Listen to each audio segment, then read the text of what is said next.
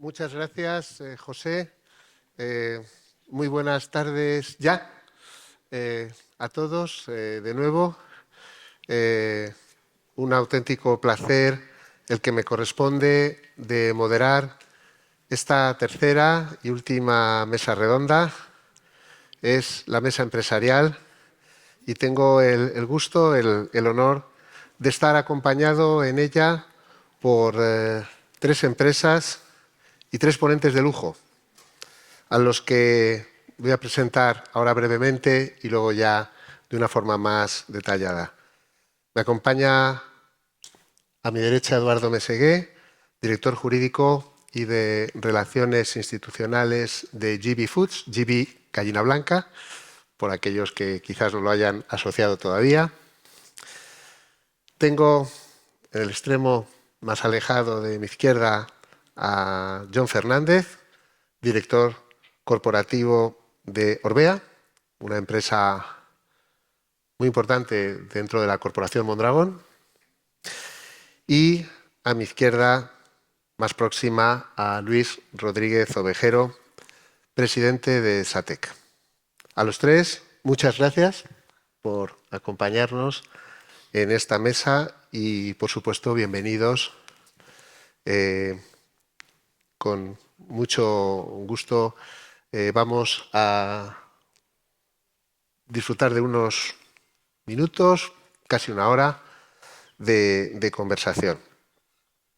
Bueno, creo que ha sido muy gratificante y también creo que todos hemos aprendido de las mesas que han tenido lugar antes de la nuestra. Hemos abordado el escenario internacional en el que las empresas tienen que desenvolverse y también los instrumentos financieros de apoyo a la internacionalización, que están enmarcados dentro de una serie más amplia de instrumentos con los que cuentan nuestras empresas, desde las administraciones, desde el sector público, para acompañarlas en ese proceso. Pero una vez que hemos escuchado a los expertos, a las autoridades, llegan los protagonistas. Los protagonistas de la internacionalización no son otros que las empresas. Y tenemos tres de esas empresas hoy con nosotros en un tema que son sectores de futuro. Obviamente vamos a contar con vuestras perspectivas desde cada uno de vuestros puestos y desde vuestras empresas sobre ese futuro al que todos hacemos frente, pero vosotros en primer lugar. Pero, sin duda alguna, queremos aprender también de cuál ha sido vuestra trayectoria. Estáis aquí, al pie del cañón, presentes en muchos mercados.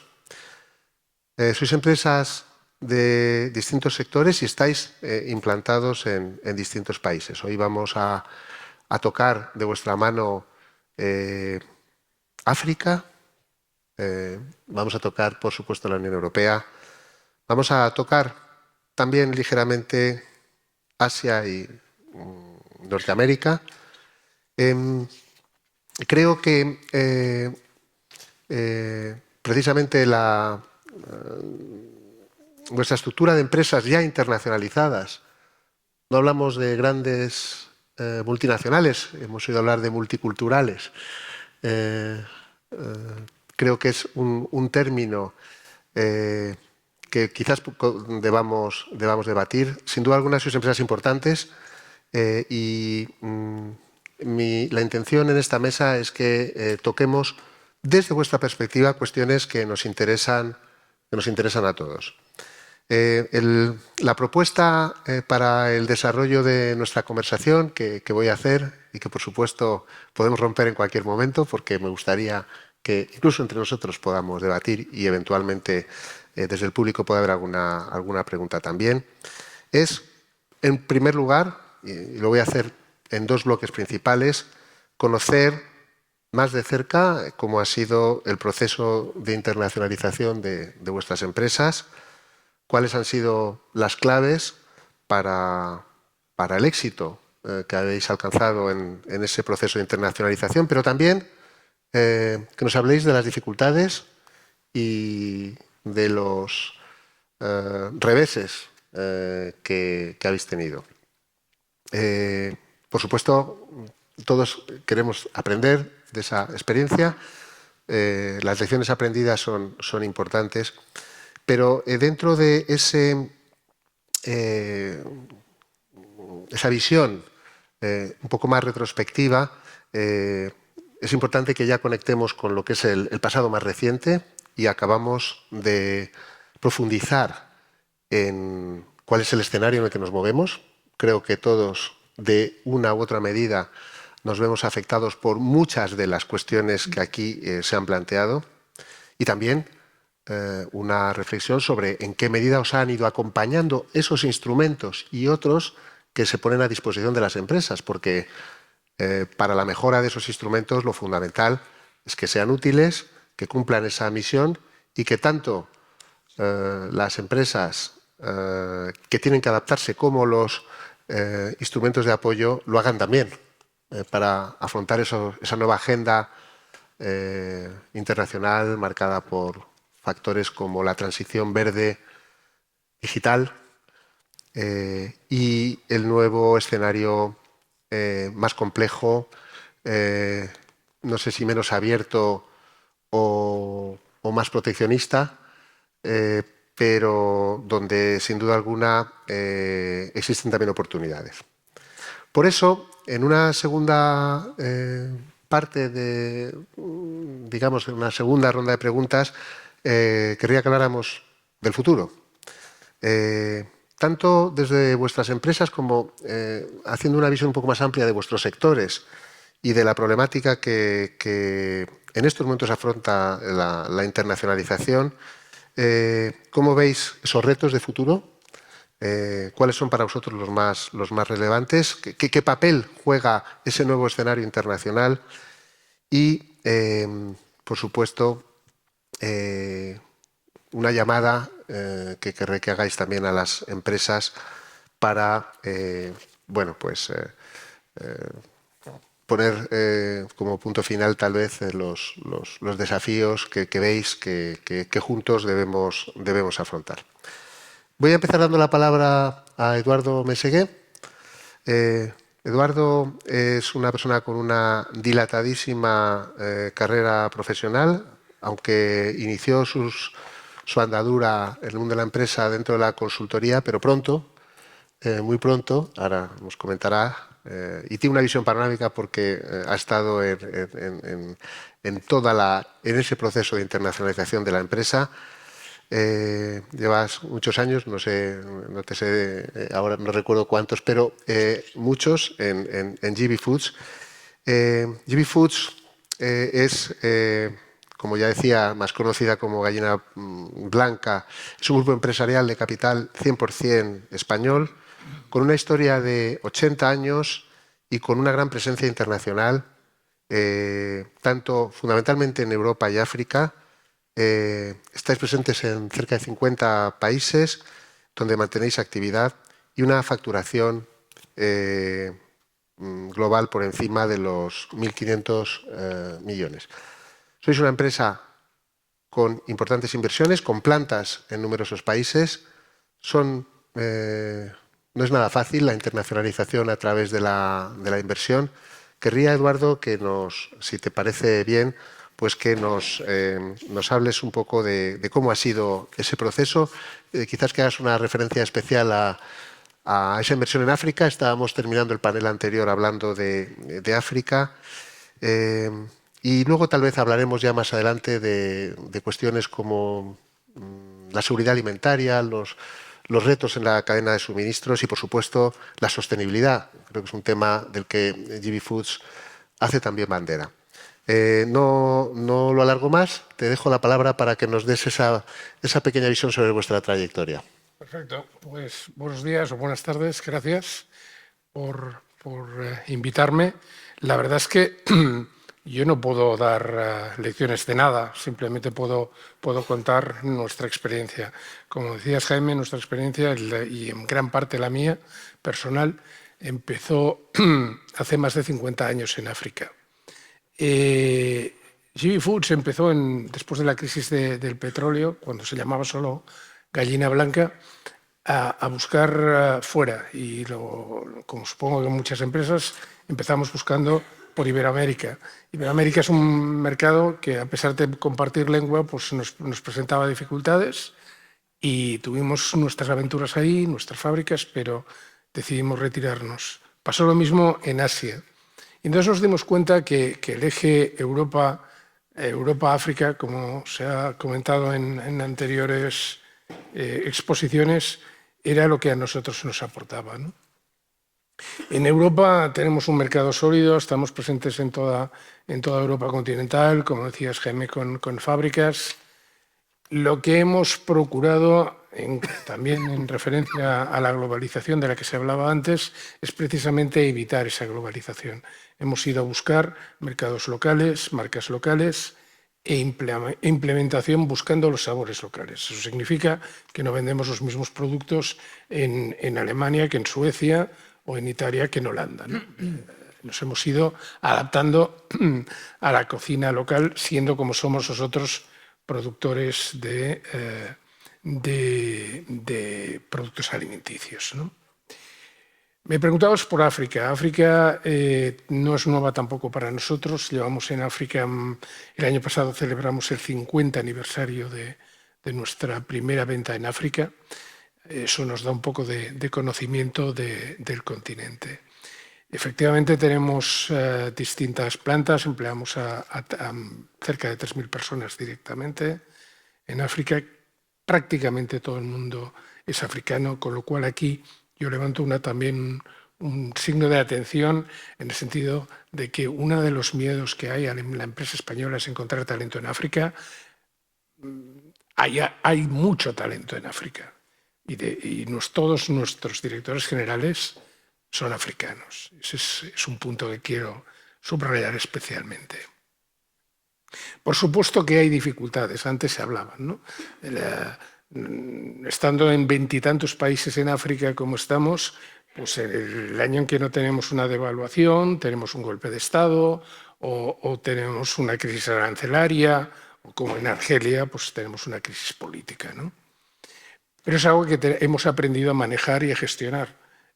Lo cierto es que también se ha dicho antes que la población africana está en constante crecimiento, siendo nuestro producto como esta alimentación, el crecimiento de nuestro negocio nos viene por el crecimiento de la población y creemos francamente que hay que apostar por África. O sea, volviendo al principio de tu exposición, diría, hay que animar a invertir en África, hay que animar a trabajar con África, por supuesto. Nosotros estamos convencidos, lo estamos haciendo y lo seguiremos haciendo. Bueno, muchas gracias, Eduardo. Yo creo que centras algunas de las cuestiones sobre las que creo que vamos a volver. Y voy a dar la palabra a John Fernández. John es el director general de Orbea, fabricante nosotros vemos el mundo de la bicicleta, pero realmente es mucho más. Orbea es mucho más. Es una empresa con 184 años de antigüedad, no es poco. ¿Quién lo pudiera decir? Que desde hace 55 años está gestionada en modo cooperativo. Forma parte, como antes decía, del Grupo Mondragón y tal vez te pediría también que hagas alguna referencia a esa constelación de empresas que es la corporación y ese modelo también de negocio en el que es una historia de éxito muy peculiar en España. Centrándonos en... Bueno, John tiene una carrera muy dilatada también. entró en la administración pública vasca, estuvo poco tiempo, realmente rápidamente saltó a la privada, estuviste en Thyssen-Boe-Teacher, pero en Orbea has desarrollado una trayectoria profesional muy completa prácticamente antes de asumir la dirección general, la dirección corporativa, pues has tocado prácticamente todos los departamentos. Por tanto, una empresa que conoces muy bien y que es un caso de éxito a pesar de su larguísima trayectoria. Creo que hay que destacar lo que ha ocurrido en los últimos años con Orbea.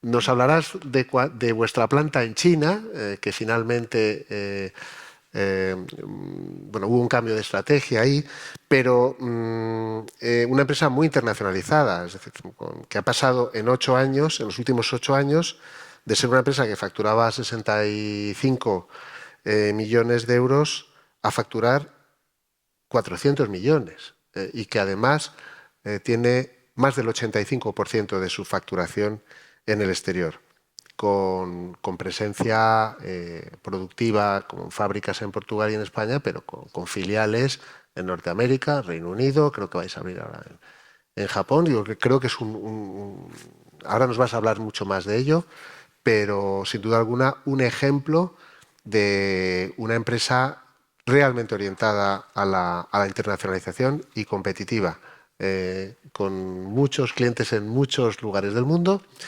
Y bueno, John, yo quizás, no sé si podría destacar alguna otra cuestión más, pero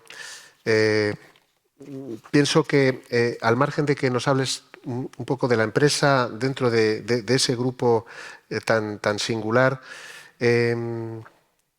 entiendo que vuestra estrategia internacional se ha visto también condicionada, lógicamente, por los cambios en los mercados, en la demanda de vuestros clientes, de vuestros consumidores. Y también me gustaría que hablaras un poco de cómo ha influido también todo el tema de vuestra cadena de suministros. Es una empresa que fabricáis en España, Portugal, pero realmente tenéis proveedores por todas partes, ¿no? Y hoy se ha hablado también de eso, ¿no? De la importancia de la seguridad económica, no solo de los países, sino de las empresas, esa capacidad de tener el suministro en tiempo, pero también de tenerlo. Es decir, no solo del just in time, el just in case, afecta a sectores tan importantes como la automoción, pero también en vuestro subsector entiendo que es importante. Quería que nos deis si te parece, John, que nos hables un poco de ese recorrido y de esas cuestiones que han salido, que nos interesa a todos conocer un poco más sobre Orbea. Perfecto. Bueno, pues sí, son 184 años ya los que tienen la marca. Orbea nace en Eibar y como buena empresa ibarresa, sus orígenes no están en la bicicleta, sino que están en las armas, ¿no? Conocéis que a Eibar se le conoce como la Villa Armera, ¿no? Decían que en cada portal de Eibar había una fábrica de armas, ¿no? Bueno, pues nuestros orígenes están en las armas. Y no es hasta 1931 cuando fabricamos nuestra primera bicicleta, ¿no? O sea, estuvimos casi 100 años fabricando revólveres, fundamentalmente. Afortunadamente, digo yo, gracias al conocimiento de la tecnología del tubo, nos movimos hacia el mundo de la bicicleta, ¿no? En 1969 nos transformamos en cooperativa. Una crisis del sector le llevó a la familia Orbea a abandonar la actividad y bueno, pues los trabajadores de aquel entonces decidieron asumir los activos y los pasivos de la compañía, transformar la sociedad en una cooperativa y afiliarse a lo que entonces se conocía como el Grupo Caja Laboral y que hoy se conoce como el Grupo Mondragón. El Grupo Mondragón, por dar un pequeño matiz, es un grupo cooperativo que tiene su sede en Mondragón, evidentemente, que es muy peculiar porque yo diría que es de las pocas experiencias de éxito de cooperativas industriales y de cooperativas de trabajo asociado que existen en el mundo. Somos 120 empresas industriales las que estamos en el ecosistema de Mondragón, además de tener una división de conocimiento. Tenemos nuestra propia universidad, nuestros propios centros de formación, tener nuestra división financiera con nuestro banco Laboral Kutxa, Caja Laboral, con nuestra compañía de seguros, de tener nuestra propia, también una vertical de distribución con los supermercados Eroski, y de tener la división industrial, en la que estamos 120 compañías, pues yo diría de todo índole, ¿no? Desde nosotros, que somos pues quizás la única cooperativa que tenemos un producto de consumo, y las demás son fundamentalmente empresas industriales, pues como son la mayoría de las empresas en el País Vasco, ¿no? Muy industriales, ¿no? Es un grupo que, bueno, pues que, como habéis visto este año, es un grupo de libre adhesión, donde se puede entrar y también se puede salir. Este año pasado hemos tenido 2 salidas, pero bueno, también tenemos entradas. O sea que bueno, así es el cooperativismo. Una de sus principales leyes no escritas es la libre adhesión. Por lo tanto, todo el mundo es libre de salir y de entrar, ¿no? Bien, centrándonos un poco en Orbea, como decía Jaime, es una empresa que en los últimos 7 u 8 años ha sufrido un proceso de transformación muy importante, donde nos hemos movido de los 65 o 70 millones de facturación a los 405 exactamente, donde hemos pasado de ser escasamente 250, 300 personas a ser más de 1.000 personas. La mayoría de ellas, 850, trabajando en el País Vasco, y el resto en las diferentes filiales que tenemos por el mundo, ¿no? Tenemos 2 centros de fabricación, el de Mayavia en el País Vasco y el de Portugal, que están diferenciados por categorías de precio, y la propia categoría de precio te lleva a tener una especialización también tecnológica, ¿no? En el que bueno, pues en Portugal se fabrica un determinado tipo de producto. Hemos sufrido un proceso de transformación también en cuanto a posicionamiento de marca, en cuanto a las categorías de precios que estamos vendiendo. En el torno al 60-70% del crecimiento que tenemos no es un crecimiento de volumen, de unidades, sino que es un crecimiento de ticket medio. Para que tengáis una idea del tipo de producto que vendemos, las bicicletas que salen de nuestra fábrica del País Vasco tienen un precio medio de venta público de 3.900 euros. O sea, son producto de alto valor, que hemos sido capaces de ir transformando, pues, a través de fuertes inversiones en desarrollo de producto, de fuertes inversiones en innovación, y de unas fuertes inversiones también dedicadas a dotarle a la marca de una identidad y de un valor, pues, que antes no tenía, ¿no? En cuanto a experiencias de internacionalización, hemos tenido también nuestros procesos de idas y venidas, por no llamarles de errores, que dicen que es de lo que más se aprende, ¿no? Y nuestro viaje a China probablemente fue un punto de inflexión para nosotros, un punto de inflexión que yo, por lo menos, me gusta marcar como el punto de inflexión que ha marcado nuestro devenir reciente, ¿no? Nosotros nos vamos a China en el año 2007, inauguramos una planta de fabricación en China, en Kunshan, y al poco tiempo nos dimos cuenta que habíamos cometido un error, ¿no? Que nuestro producto requería fundamentalmente de mercados domésticos en los que existiera una clase social media amplia. Estamos hablando de 2007, ¿no? No estamos hablando de 2024. La China de 2007 no es la China de hoy. Y sobre todo y fundamentalmente, además de tener que disponer de una clase social amplia, esa clase social media amplia tiene que ser lo que yo califico madura, ¿no? Madura, entendida que tiene asociado unos valores que, pues, no todas las clases medias, independientemente del tamaño, la tienen, ¿no? Todas las clases sociales requieren un proceso de maduración, y que yo los asocio, pues, a valores muy vinculados a la salud, muy vinculados a un estilo de vida determinado y muy vinculados al deporte. Y en esos momentos, pues China no estaba en ese paradigma, con lo cual decidimos desinvertir. En el año 2012 salimos de China y hicimos un proceso de reflexión que básicamente nos llevó a entender que disponíamos de algo que, aunque suene paradójico, en nuestra industria es escaso. Y es que disponíamos de un centro de fabricación propio. O sea, Orbea era fabricante y disponíamos de otra cosa. Teníamos centros de fabricación muy cercanos o en los mercados de referencia, que en nuestra industria llamamos mercado de referencia para este tipo de producto de alto valor, fundamentalmente al mercado europeo y al mercado estadounidense. Y eso nos diferenciaba de casi todas las marcas que podéis conocer de bicicletas, porque la mayoría de las marcas no son fabricantes, subcontratan todo el proceso de fabricación y lo subcontratan en países de bajo coste, fundamentalmente asiáticos. Lo cual nos ponía en una situación en la que, bueno, pues decidimos generar un modelo de negocio diferente al que tenían todos los demás y decidimos de alguna manera proponer, teníamos una ventaja competitiva y decidimos transformar eso en una propuesta de valor diferenciada para...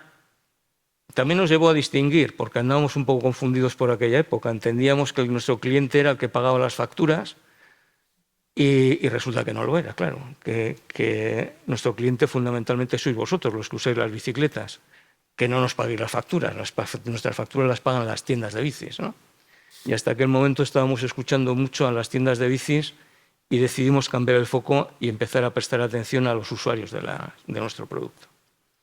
Bueno, eso nos llevó a tener un modelo de negocio con una propuesta de valor muy diferenciada para el consumidor final, basada, éramos fabricantes, por lo tanto lo podíamos hacer, en un producto personalizado.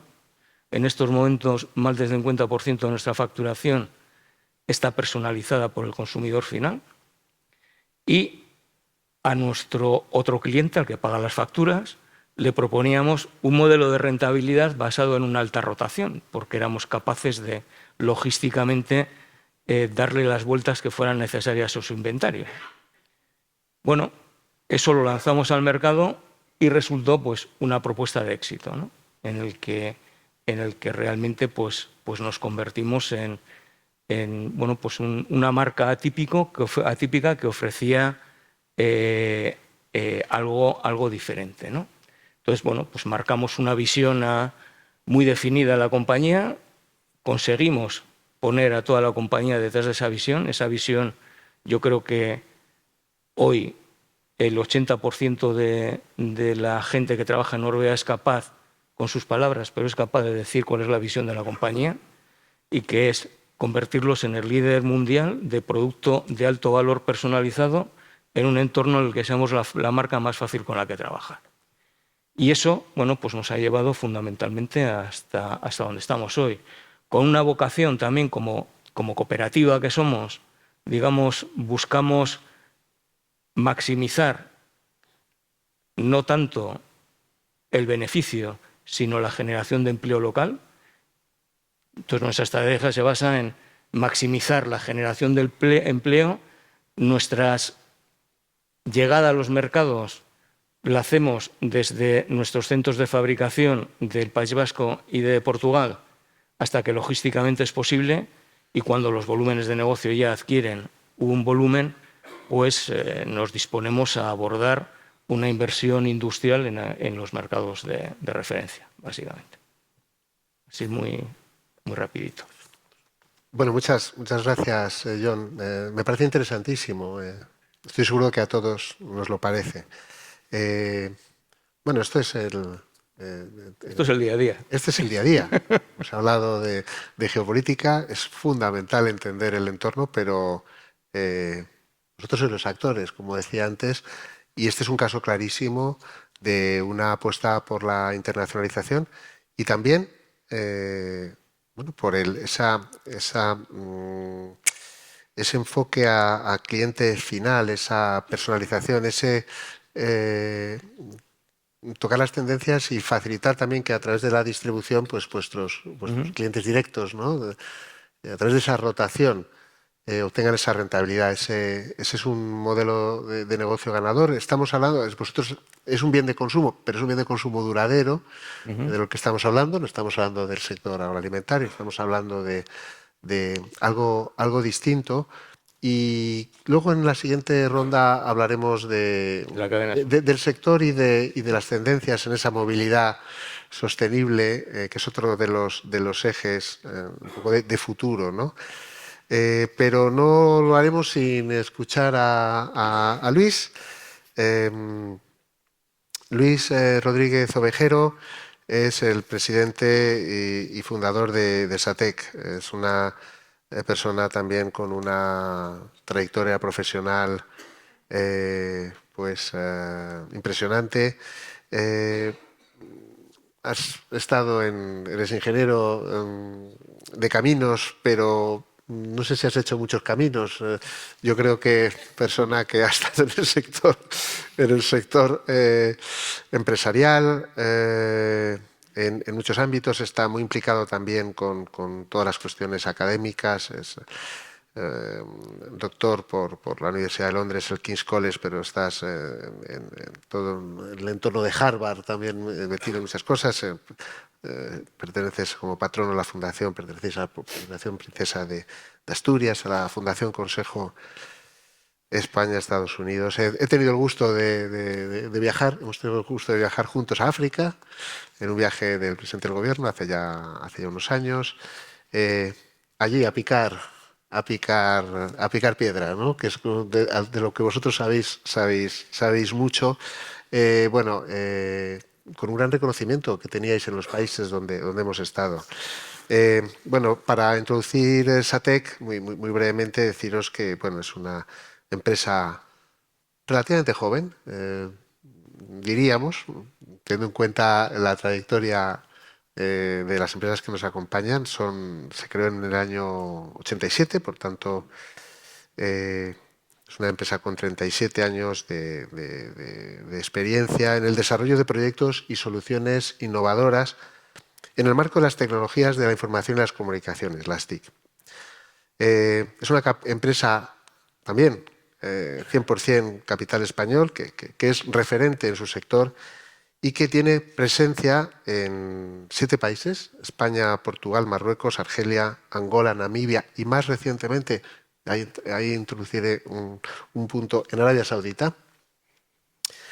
Pero ha desarrollado proyectos en más de 20 países. Es una compañía, antes decía lo de multicultural, porque os definís como compañía multicultural, no solo multinacional, sino multicultural, que da empleo a 1.500 personas y tenéis una cifra de negocio en torno a los 140 millones de euros.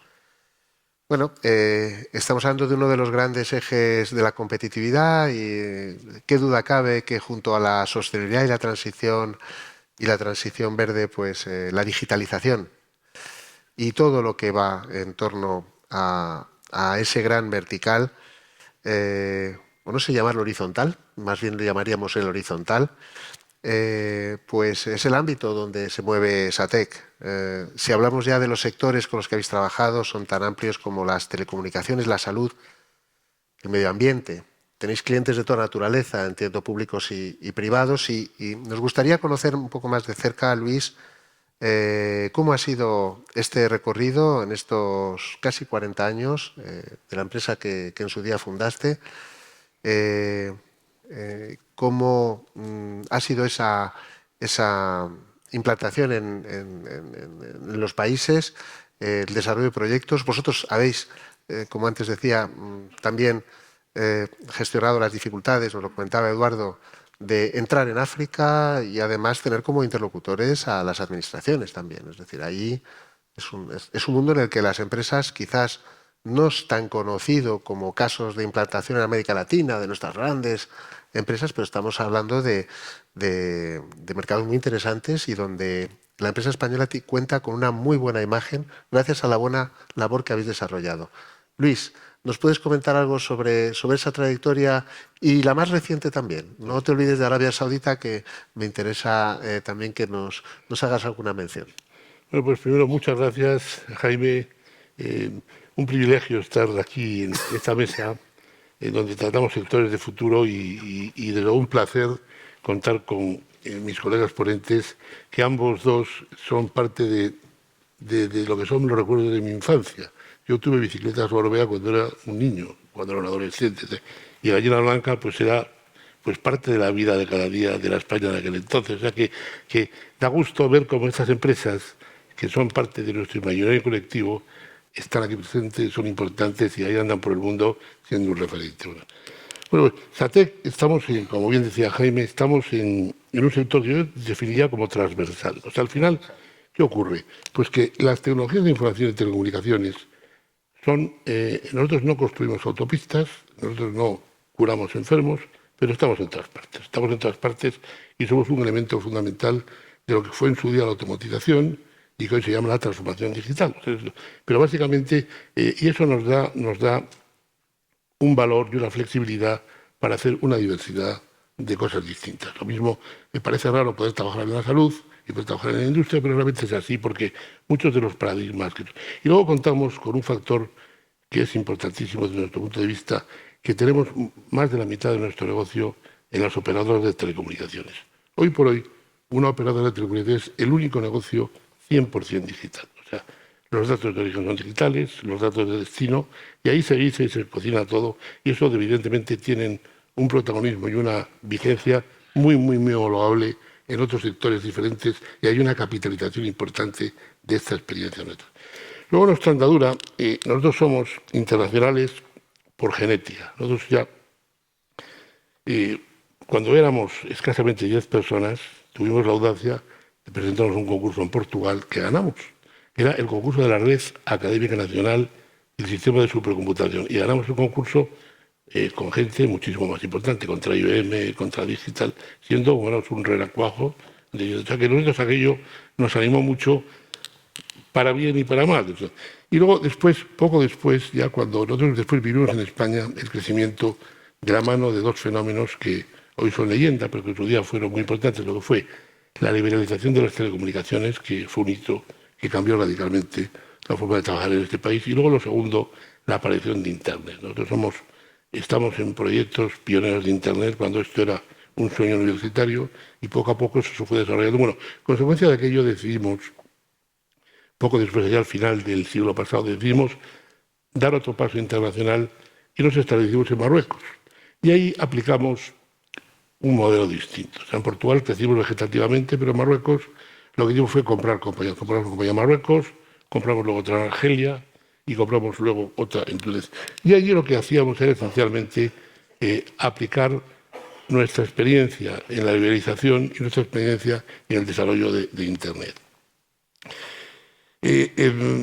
Poco después, y también por decidimos lanzarnos a Latinoamérica. Y durante muchos años estuvimos yendo y viniendo a Latinoamérica, en México, en Perú, en Ecuador.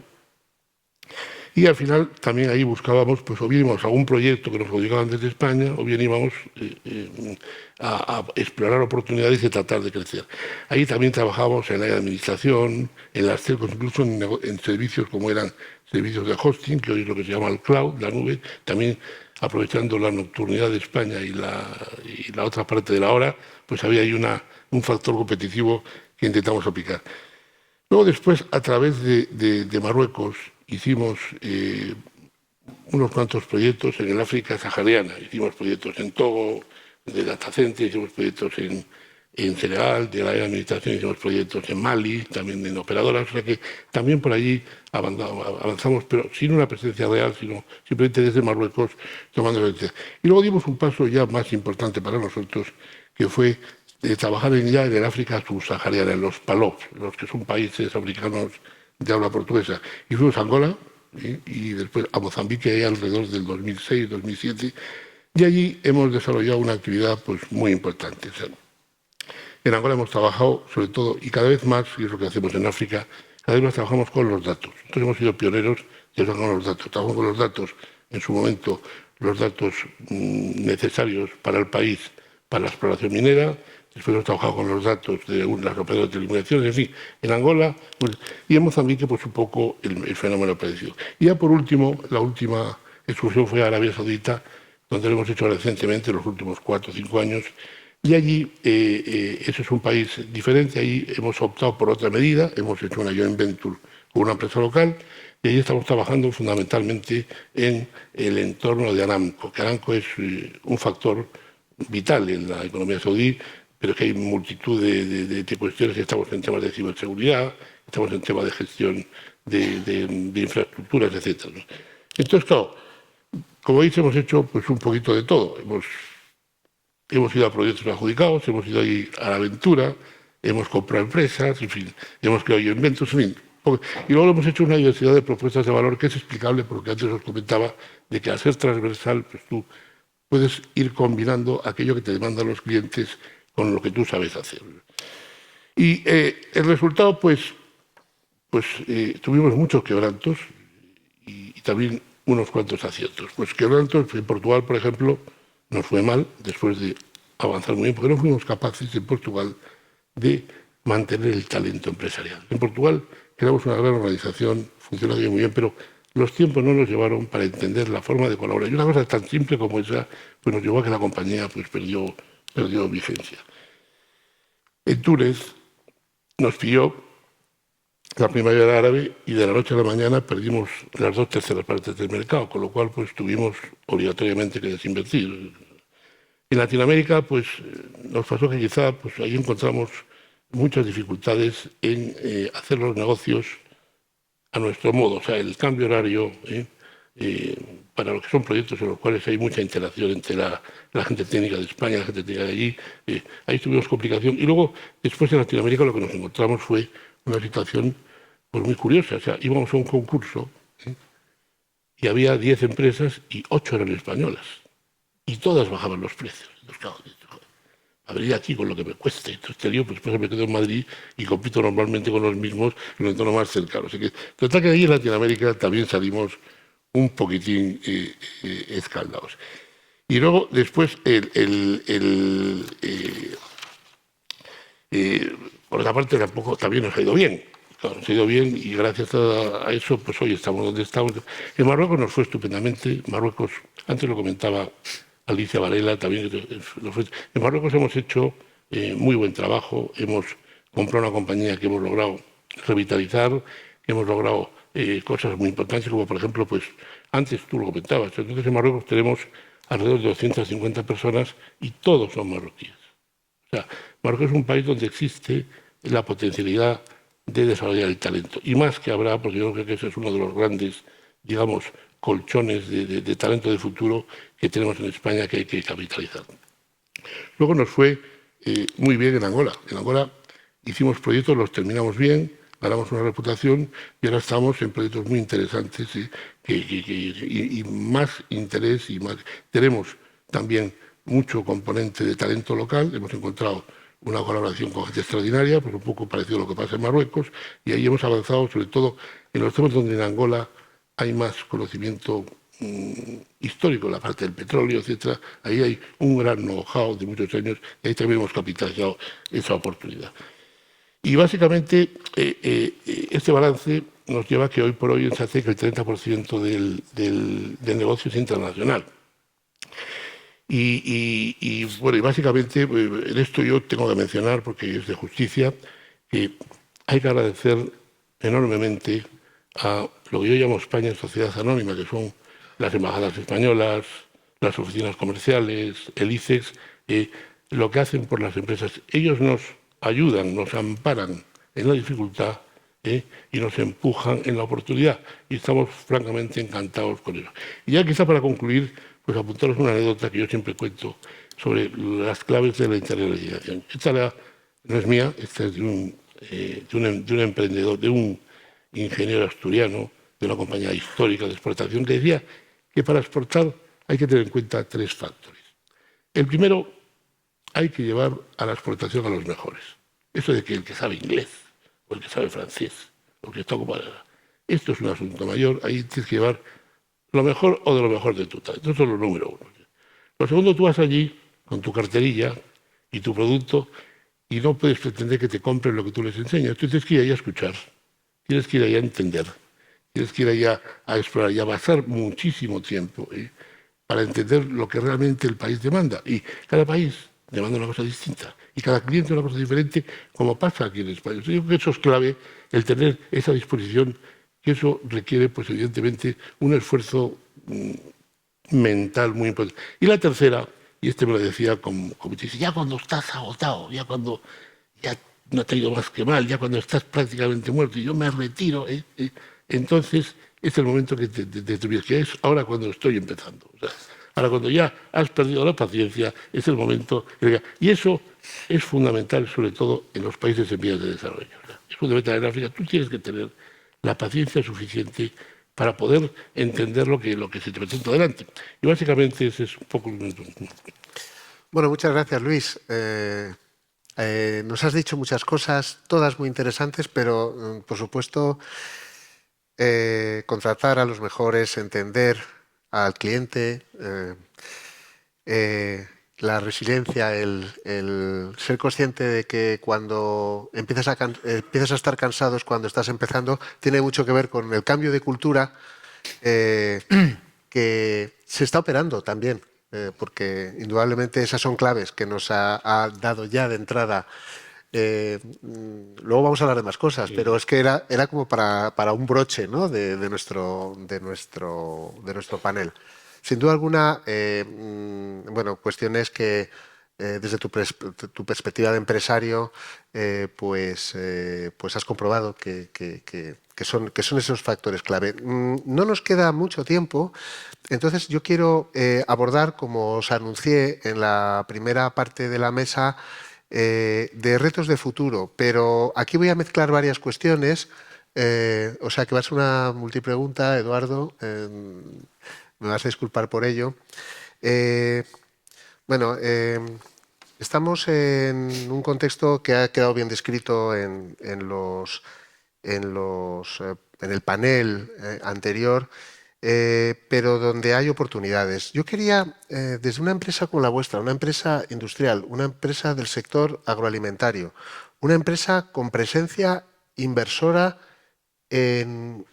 por supuesto, en Europa tenéis una enorme presencia, es un mercado maduro para nosotros, aparentemente más fácil. Sin duda alguna, en África probablemente es un challenge, algo mayor. Pero yo quería que nos hablaras un poco de la importancia de la sostenibilidad, ambiental, de la sostenibilidad social, de la responsabilidad social corporativa con la que trabaja una empresa como GB Foods en los países donde invierte. Esa apuesta que vosotros habéis hecho, también por la formación, porque estamos hablando de la importancia de los recursos humanos. Nos has comentado vuestros directores, toda vuestra plantilla es africana y entiendo que los países europeos también local. Bueno, ese compromiso de una empresa como la vuestra con el impacto, con el desarrollo sostenible, no solo garantizar la seguridad alimentaria y mantener el suministro a vuestros mercados, que es un tema muy importante, indudablemente, cuando hablamos de la alimentación, pero de ir más allá en ese impacto social y de sostenibilidad para el que además hay financiación. Es decir, se supone que hay una apuesta, pero quizás del dicho al hecho va un trecho. Vosotros de momento creo que estáis haciendo esa apuesta. ¿Eso forma parte también de vuestra estrategia, no solo a nivel corporativo, como institución responsable, con esa responsabilidad, sino también como parte de vuestra competitividad? Por supuesto que sí. Bueno, son realmente muchas preguntas. Intentaré contestarlas todas. En primer lugar, has dicho mercado europeo fácil, mercado africano challenge. El mercado europeo de fácil no tiene nada. Ha quedado claro antes, ¿no?, con las dificultades que están poniendo en los países, con falta de crecimiento, con mucha competencia, con lo cual, si alguien cree que lo fácil es irse a Europa, que se olvide de esto, al menos esto está nuestra experiencia. África. Todo este tema que tú hablas de sostenibilidad, por supuesto, nosotros llevamos a África los estándares europeos. Y fíjate que antes, ¿no?, la representante del Instituto Elcano, ¿no?, decía los estándares europeos a lo mejor nos los hemos de replantear en un mundo global, pues nosotros estamos llevando a África los estándares europeos y no renunciamos a ellos. Eso significa que llevamos la mejor calidad, la mejor formación, incluso las mejores máquinas. Nosotros en Senegal tenemos la máquina de fabricar los cubitos de caldo más moderna y más rápida del mundo. No nuestra, de todo el mundo, porque la hemos hecho especialmente para nosotros. Y en temas de calidad y de seguridad alimentaria, pues eso es un reto que por supuesto implementamos. ¿Por qué? Porque nuestros competidores, que una vez más, como se ha dicho antes, son los productos procedentes de China, no cumplen con esa normativa europea que nosotros sí cumplimos. Cuando cultivamos, que tenemos proyectos de cultivo tanto en Nigeria como en Guinea, aplicamos los criterios de seguridad alimentaria europeos, con los fertilizantes adecuados, con el uso del agua responsable, que como podéis imaginar es un recurso escaso en África. Con la contratación de personal local. La planta que tenemos en Nigeria, esta semana estamos contratando a 1000 mujeres que nunca antes habían tenido acceso al mercado laboral. En zonas realmente deprimidas estamos creando puestos de trabajo. Con lo cual, por supuesto que a los cuadros directivos y a los cuadros medios los traemos a España, los formamos y los volvemos a formaciones de posgrado, porque como he dicho antes, el talento en África existe. Todo esto lo estamos haciendo. Y me decías, con ayuda de las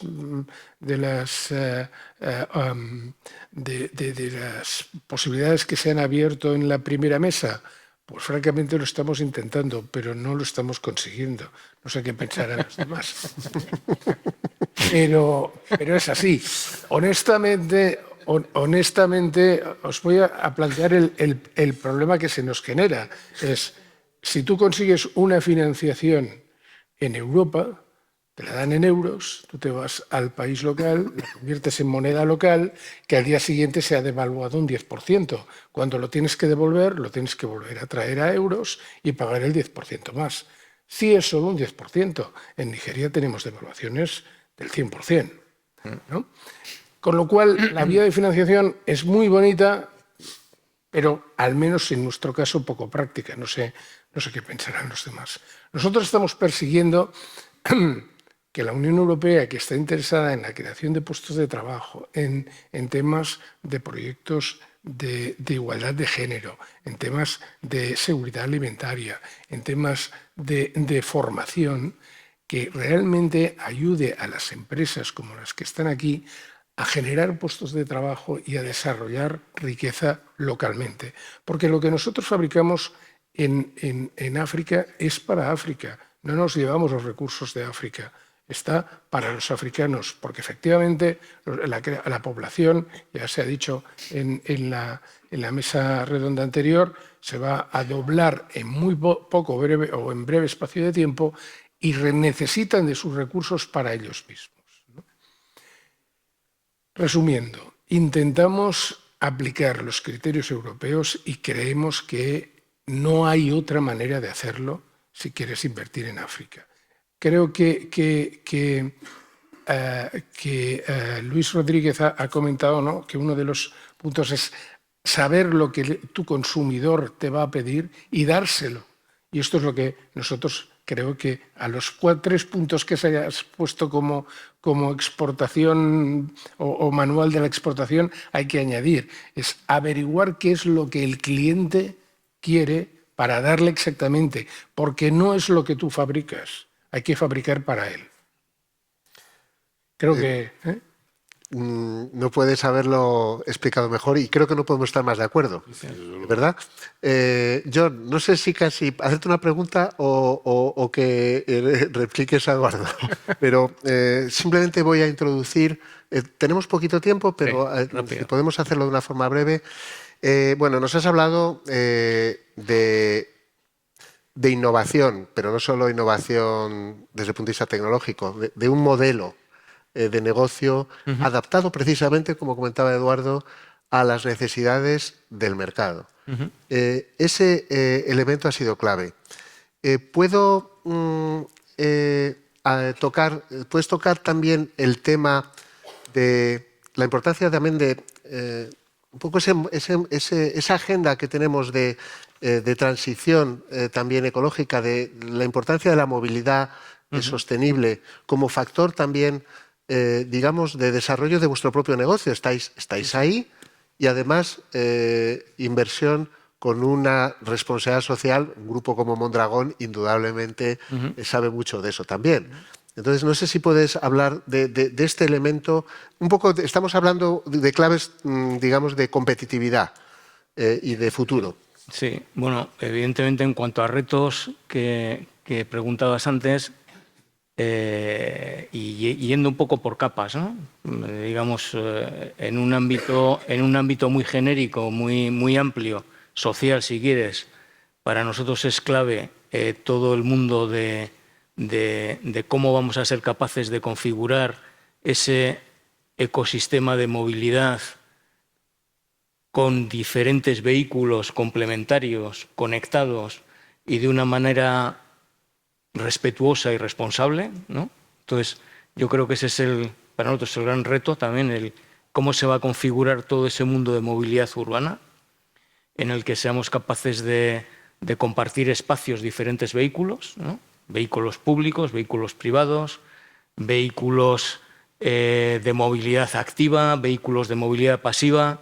Bueno, ahí hay un contexto que hay que ordenar, ¿no? De alguna manera, y creo que es un reto de todos, no un reto nuestro, ¿no? El realmente cómo somos capaces de ordenar todo ese mundo que aparentemente hay que ordenar de una manera responsable, digamos, ¿no? Y respetuosa. Después, bajando un nivel y yendo a un reto más sectorial, yo diría que para nosotros el gran reto, y tiene mucho que ver con todo lo que se ha venido hablando aquí a lo largo de la mañana, el gran reto es recuperar una cadena de suministro cercana que perdimos hace, pues allá por los primeros años de la década de los 90. Antes la cadena de suministro del mundo ciclista estaba en Europa y lo que fue un gran desarrollo disruptivo, como fue la bicicleta de montaña, pues hizo saltar por los aires la cadena de suministro europea y moverla a Asia. Entonces, recuperar esa cadena de suministro creo que es importante y creo que está empezando a ser muy urgente. Muy urgente, ¿por qué? Y probablemente es el paradigma de todo lo que se ha venido hablando a lo largo de la mañana. En estos momentos, en la industria de la bicicleta, la industria auxiliar de la bicicleta, de la industria, digamos, de los componentes que montamos los fabricantes de bicicletas, está en manos de capital taiwanés en un gran porcentaje, con una fabricación en China. Entonces, bueno, ahí os podéis imaginar que tenemos un debate geopolítico interesante, independientemente que se estén tratando de mover las fabricaciones hacia otros países del sudeste asiático, pero eso, de alguna manera, ya le mete un valor de urgencia a la recuperación europea de una cadena de suministro importante. Segundo, porque parece bastante ilógico que, estando hablando de un producto como la bicicleta, ¿no? Un producto de movilidad sostenible, tengamos que desplazar mercancías hacia los mercados de referencia, como es el europeo y el americano, pues de 12.000 kilómetros en barco, ¿no? O sea, parece un poco El impacto de la huella de carbono pues está por ahí, ¿no? Entonces, esa es otra razón que le da un punto de urgencia al asunto. Y el tercer punto de urgencia es que todo parece bastante evidente, y se ha hablado también en las mesas anteriores, el proceso de deglobalización que probablemente conlleve a una tendencia a regular las transacciones mercantiles globales por parte de las administraciones, ¿no? Y nosotros ya lo estamos empezando a ver en Europa, que hay una tendencia a la regulación que hace que los elementos importados de Asia, sobre todo aquellos que implican un gran consumo de energía, y en China el elemento fundamental de generación de energía es el carbón, pues están empezando a ser tasados arancelariamente, ¿no? Entonces, todo eso, de alguna manera, se visualiza como razones suficientes como para que nos pongamos a desarrollar cadena de suministro europea. Nosotros, en la medida en que pues nuestra dimensión nos lo permite, estamos en ello. Tenemos tecnologías de forja, de inyección, de mecanizado, que hace que algunos elementos ya los estemos recuperando localmente, y también, pues con esa vena industrial que tenemos como marca, pues también estamos en un proceso de integración vertical importante, ¿no? Y luego ya, pues reduciéndonos a un reto más empresarial, más nuestro, pues yo diría que fundamentalmente nosotros tenemos dos retos a corto plazo. Uno es, de alguna manera, gestionar el crecimiento, porque ha sido un crecimiento vertiginoso en los últimos 6-7 años que tenemos que consolidar, y las fisuras que se han ido apareciendo en la organización por la rapidez de los movimientos, pues ir cosiéndolas. Y luego, en el ámbito de gobernanza, también tenemos que trabajar mucho, porque cuando yo digo que hemos pasado de 300 a 1000, lo que estoy diciendo, y puede sonar paradójico para los que estéis un poco lejanos al movimiento cooperativo, es que donde éramos 300 personas, ahora somos 1000 personas que votan en una asamblea general con la misma capacidad de decidir todas, y probablemente en la próxima asamblea de mayo el 60% de los votos tengan una antigüedad menor de 3 años. Con lo cual, eso a efectos de gobernanza, pues hay que gestionarlo, ¿no? Entonces, eso como reto que nos lo llevamos nosotros, ¿no? Eso fundamentalmente el trabajo de los próximos meses, vamos. Muchas gracias, John. Yo creo que aquí tenemos muchos testimonios que tenemos que poner en común también con los policymakers, con la administración, con todos los que tienen que facilitar que las empresas podáis hacer frente a los retos como lo está haciendo Orbea. Y para terminar, y como tenemos solo 2 minutos, los minutos de oro te los voy a dar, Luis, porque creo que la conversación ha sido muy rica en ideas y en compartir un poco vuestros criterios. Como ya me habías dado las claves de la internacionalización, ahora te voy a pedir las claves de la digitalización. Lo digo porque hemos hablado de sostenibilidad en estas últimas intervenciones. El otro gran eje transversal de competitividad, sin duda alguna, es esta revolución digital. Querría tu visión sobre las capacidades de nuestro sector tecnológico, del que vosotros sois una empresa puntera, para hacer frente a estos retos, trabajando efectivamente de esa forma transversal con todos los sectores. ¿Estamos en condiciones de competir? ¿Nos hace falta algo? Aparte de lo que ya nos has dicho, me refiero también desde el punto de vista colectivo, ¿no? Cada empresa vosotros también os habéis adaptado permanentemente al mercado, eso creo que es una clave, lo has destacado, pero bueno, la digitalización en la cual las cámaras estamos absolutamente implicadas es un factor tan importante como el de la sostenibilidad. Y si no más, y ante la revolución en la que estamos, danos un mensaje para las empresas, no solo de vuestro sector, sino también a todos nosotros, porque creo que es de interés general. Pues muchas gracias, Jaime, por dejarme pontificar un poco ahora cuando se puede hacer lo mejor posible. Bueno, lo primero, que esto de la digitalización, número uno, no es una cuestión de hoy. Llevamos digitalizando muchos años en ese sentido. Y nosotros, pero claro, es una historia corta. O sea, nosotros tenemos menos antigüedad que tenéis vosotros, pero esto empezó más o menos cuando empezamos nosotros. O sea, esto empezó en un momento determinado cuando la computación se hizo barata.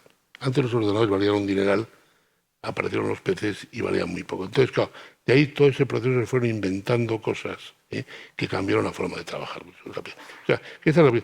Lo segundo, yendo a la cuestión ya más de nuestra propia situación en España y las capacidades de la empresa española. Bueno, ahí hay dos maneras de entender la tecnología y la digitalización, sobre todo la tecnología. ¿Quién la desarrolla y quién la usa? Tan importante es que tú tengas los equipos adecuados, que eso lo fabrican los chinos, lo fabrican los americanos, lo fabrican los otros, pero en España hay unos usuarios extraordinarios en lo que es poner en práctica digitalización, transformación digital. Aquí tenemos una agencia tributaria que es un ejemplo mundial, tenemos una red eléctrica nacional que es extraordinaria, en fin, tenemos multitud de ejemplos de instituciones, de empresas españolas que han logrado hacer aplicaciones de gran calado y de renombre mundial. O sea que en ese sentido, en España hay una preparación. Nosotros no vamos a fabricar los routers como lo hace Cisco o los ordenadores como lo hace cualquier otro, pero sí que tenemos la capacidad de poder poner en práctica. Y yo creo que la tercera es ahora lo que viene con mucha fanfarria, es esto de la inteligencia artificial. Y esto bueno, pues la inteligencia artificial, y con eso ya concluyo, yo tengo un punto de vista, un punto disruptivo. O sea, al final, esto no es como era la computación cuando se desarrolló. Entonces eso dependía de empresas que desarrollasen cosas. La inteligencia artificial es un ejercicio de las instituciones para saber qué hacer con sus datos.